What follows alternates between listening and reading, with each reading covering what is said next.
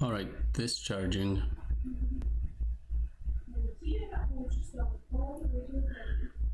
A capacitor. Now there are different ways to approach this, although the end result should always be the same. So let's do it this way. Here's a capacitor. Let's say this thing is charged. And we connect this thing to a resistor. Here's a switch. And this thing just sits like that. And so what we will have is some voltage across the capacitor. So there's going to be some delta VC, and there's going to be some voltage across the resistor. Now because these two are connected to each other like this, parallel, then the two voltages will be the same. Their magnitudes will be the same. Let's close the switch and then see what happens. If we close the switch, the current I will flow like this. The conventional current will flow like this.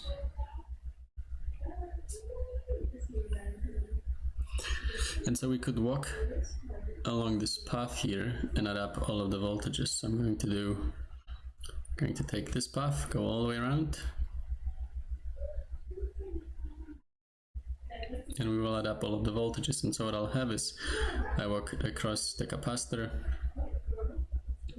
in a direction in which it gives me a positive voltage, and so I'm going to get delta V across the capacitor, and then I walk across the resistor in the same direction in which the current flows. So this is minus the voltage across the resistor equals 0.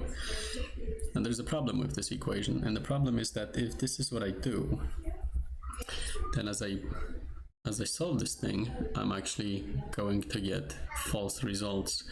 One of them, for example, would be that Q at the plate here as a function of time is Qi, some initial Q, times E2 plus T over RC. In other words, I get an exponential increase in charge with respect to time. That obviously is wrong. So why is it that this setup would be wrong? Well, if you compare it with this setup, so here's a battery, positive, negative terminal, connect this thing to the resistor, and then here's a switch. And you know what will happen here in this circuit if you close the switch? Well, let's close the switch. Then you will have a current that flows from the positive to negative. So here's the current I. You will have some voltage at the battery. You will have some voltage across the resistor, and the two will have the same magnitude. Now you could take a path before the battery, walk around in a circle, and you could add up all of the voltages, and you would end up with delta V at the battery, positive voltage gain minus the voltage here across this resistor equals 0. And this equation here is the same as this one here. And so what we're saying is that even though the two physical systems are functionally different, it's the same equation that describes them. In other words, we're missing something here in this picture. So we have to approach this a little differently to get real results. What we should be getting is not positive here, but negative. We know what we should get, so we will have to set up this equation so that it corresponds to the physical reality of this circuit. So what we could do, I think there are a couple of ways to go about this, but here's what we could do. We could say, let's first look at this capacitor with the battery and how we charge this thing. So here's a capacitor, positive charge. Well, let's not put any charge there yet. Alright, so here's a capacitor, here's a switch, here's a battery, and then here's some resistor R. So we close the capacitor, so we close the switch, and then the current flows in this direction from the positive to the negative terminal of the battery, and as it does so, it charges up the capacitor. So here's a positive charge, negative charge, alright, until it reaches some maximum charge Q, and then everything stops. So now let's take the battery out of this picture.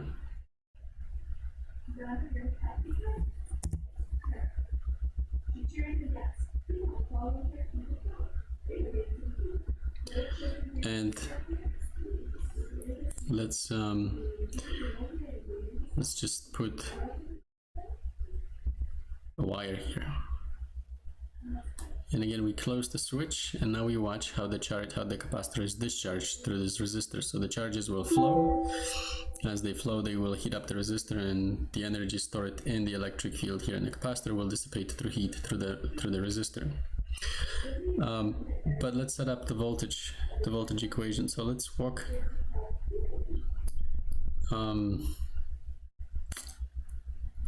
Let's set up a path here, but now let's go in which direction? Let's go in the same direction as before. So let's start here. Let's walk around in a circle.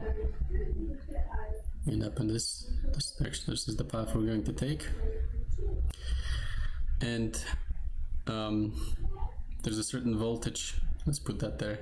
There's a certain voltage here at the capacitor, and then there's a certain voltage here at the resistor. It's delta VC and delta VR. And we walk across this capacitor here. What we will get is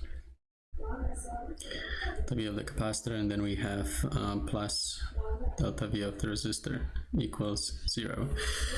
So we gain voltage as we move across the capacitor for as long as there's some charge there, and then we walk across the resistor, but because we walk across this direction of the current, we flip the sign. Now we are free to choose the direction of the current any way we want to. If anything, if we choose the direction poorly, and we know we chose it poorly here, but if we choose the direction poorly, then what we will get in the end is the correct answers, but the current is going to have a negative sign. So I should be less than 0 in the end. And that will simply indicate that we guessed poorly the direction. And we know that this is not the correct direction for the conventional current.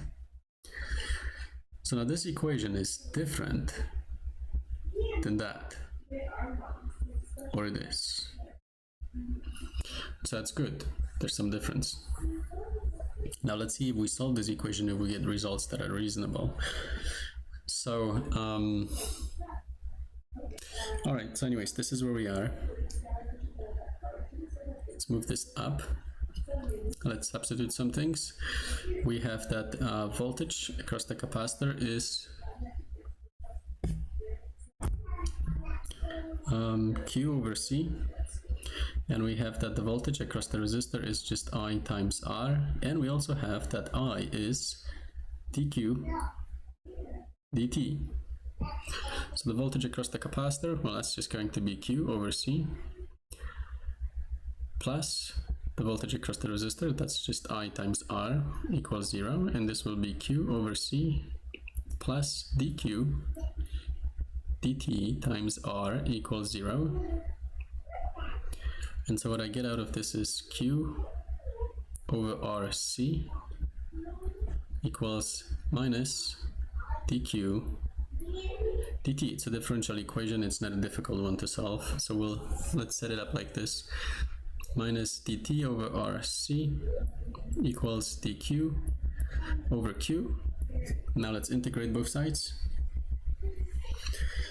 And so what we get is minus T over RC plus some constant, call it K1, equals ln of Q plus some constant, call it K2. Combine it to constant, so we have minus 2 or minus T over RC plus K3 equals ln of q, get rid of ln, e to the minus t over rc plus k3 equals q. Now if we look at this here, this is the same thing as e to the minus t over rc times, there's two ways to do it, but I guess let me do it this way, times e to the k3 equals q, and I could have just taken the shortcut, but now e to k3, that's just a constant, so what I can do is I can replace this with k4 times e to the minus t over rc equals q, and I'm basically done. This is my expression for the charge on the capacitor, but I still need to figure out k4, and that's fairly easy to do.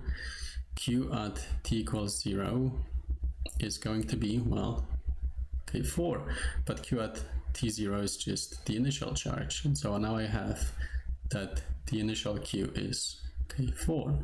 So the final equation for q as a function of time as the capacitor discharges is qi times e to the minus t over rc.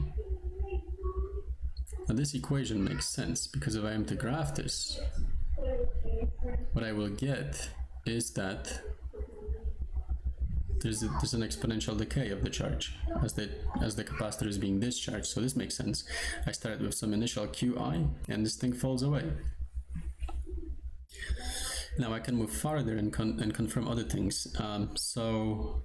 Q is equal to c times delta v, and so now what I can do is I can take this, substitute into this equation here, and I get the following: c times delta v as a function of time equals c times delta v I, the initial voltage at the capacitor, times e to the minus t over rc. Now capacitance is always a constant, so that falls away. Capacitance is just an intrinsic property of the capacitor that does not change or vary with the voltage or the current through the circuit.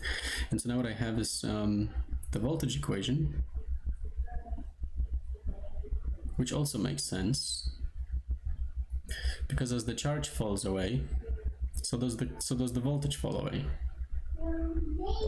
So the voltage here, as a function of time, falls away as an exponential. I started with some initial voltage, delta vi, whatever that was, and then this thing just decays exponentially, and then finally the current. Remember that we know that we guessed the direction of the current poorly, and so we know that we need to get a negative current in the end here, so that everything goes back to normal, and this is how we'll do it. I is dq dt, so let's take the derivative of the charge. So I'm going to write here ddt of qi times e to the minus t over rc. That gives me an expression for the current, which is minus, that's good, qi over r times c times e to the minus t over rc. Now the negative, we like that negative, we're happy with it, because it implies that this is, well, it implies that we guessed the direction of the current poorly, and we know that that is the case, because the conventional current will flow from the positive towards the negative. And we have a negative here, which means that the current decays as an exponential function. But before I get to that function, well, actually, let me just do it now. So here's the graph, t, current versus time. Here's an exponential decay, and we know this is the case because eventually you run out of the charges on the capacitor plates, and so eventually there's no charge to flow. So this has to decay, and it does. Now if you look at this here, let's see if we can analyze that a bit. So Qi over C, that's the same thing as delta V across the capacitor in this case, but this is the same thing as delta V. And so what I can write is I equals minus delta V over R times e to the minus t over RC. And then the last thing is that this here, well, that's just I. And it is the initial current I, because that was the initial voltage at the capacitor, and this must be the initial current I. And so now what I have is an expression for the current that makes full sense, and that is that the I as a function of time equals minus I initial times e to the minus t over RC.